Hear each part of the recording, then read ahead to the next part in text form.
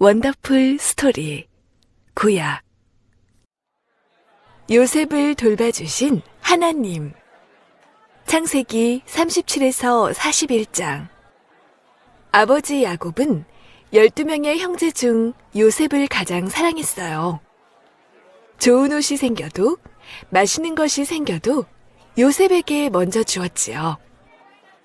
어느 날 요셉은 형들보다 큰 힘으로 다스리는 통치자가 되는 꿈을 꾸었어요. 그 꿈에 대해 요셉은 아버지와 형들에게 자랑했어요. 그러자 다른 형들은 더욱 요셉을 미워했어요. 어느 날 한 형이 말했어요. 요셉을 죽여버리자. 또 다른 형이 말했어요. 아니야. 죽도록 일만하게 종으로 팔아버리자. 그래서 형들은 마침 장사하러 지나가는 이집트 사람들에게 요셉을 팔았어요. 이제 요셉은 멀리 이집트에서 종이 되었어요. 이집트의 장군 보디발의 집에 오게 된 요셉은 아주 열심히 일했어요. 하나님은 요셉을 돌보아 주셨어요. 하나님은 요셉이 일하는 보디발의 집을 축복해 주셨어요. 그러던 어느 날 나쁜 일이 생겼어요. 보디발의 아내가 요셉이 아주 나쁜 사람이라고 남편에게 거짓말을 했어요. 그 말만 믿고 보디발은 요셉을 감옥에 가두었어요.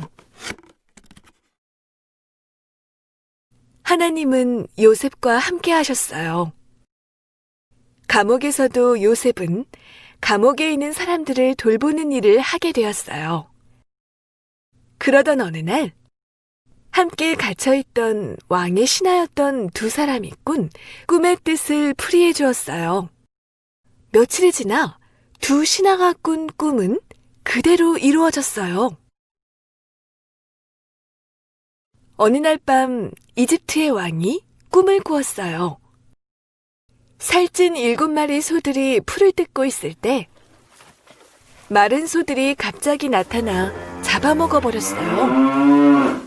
또 두 번째 꿈에서는 7개의 잘 익은 곡식단을 마른 곡식단이 나타나 모두 먹어치우는 꿈이었어요. 과연 이 꿈이 무슨 뜻일까? 왕이 여러 사람들에게 물었어요. 하지만 아무도 무슨 뜻인지 알 수 없었어요. 그때 요셉과 같이 감옥에 있던 신하가 요셉을 생각해냈어요.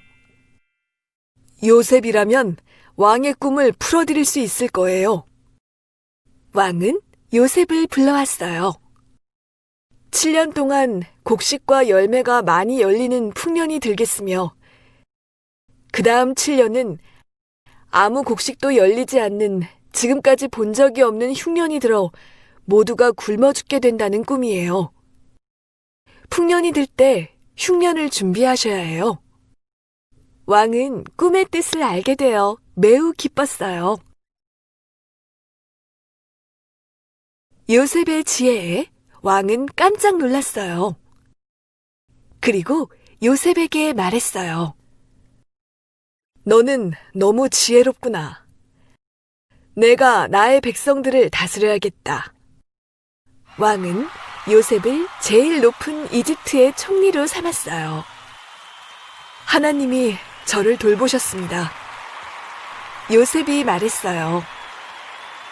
요셉과 함께 하셨던 하나님은 오늘 여러분과도 함께 계신답니다. 형제들을 용서한 요셉. 창세기 42에서 45장. 요셉의 형들은 요셉에게 나쁜 짓을 했지만 하나님은 요셉을 돌보아 주셨어요. 요셉의 말대로 이집트에는 7년 동안 곡식과 열매가 풍성히 열리는 풍년이 들었어요. 요셉은 하나님이 주신 지혜로 곡식을 잘 저장해 두었어요. 곧 7년이 지나고 먹을 것이 하나도 없는 흉년이 왔어요. 이집트에는 요셉 덕분에 곡식이 많았지만 형들이 사는 곳에는 먹을 것이 없었어요. 형들은 곡식을 사러 이집트로 갔어요. 곡식을 사러 온 형들은 왕궁에 있는 총리를 만났어요. 하지만 형들은 이집트에서 제일 높은 총리가 요셉이라는 것을 알 수 없었어요. 요셉의 형들은 곡식을 사고 싶어 했어요. 요셉은 형들을 알아보았어요. 요셉이 말했어요. 너희는 우리나라에 곡식이 얼마나 있는지 알아보러 온 첩자로구나. 형들은 깜짝 놀랐어요. 형들은 두려워하며 말했어요. 아니에요. 저희들은 곡식을 사러 온 사람들입니다. 형들이 아직도 서로를 미워하는지 알고 싶었던 요셉이 말했어요. 다음번에는 첩자가 아니라는 것을 알 수 있도록 막내 동생을 데려오시오. 요셉은 형들이 베냐민을 잃지 않기 위해 서로 돕는 모습을 보게 되었어요. 요셉은 형들에게 아버지와 동생 베냐민에 대해 묻고 싶었지만 꾹 참았어요. 곡식을 또 사러 온 형들은 아직도 요셉을 알아보지 못했어요. 형들을 보자 요셉은 눈물이 나서 더 이상 견딜 수 없었어요. 형님들, 제가 바로 요셉이에요. 요셉은 형들에게 자기가 요셉이라는 것을 알려주었어요.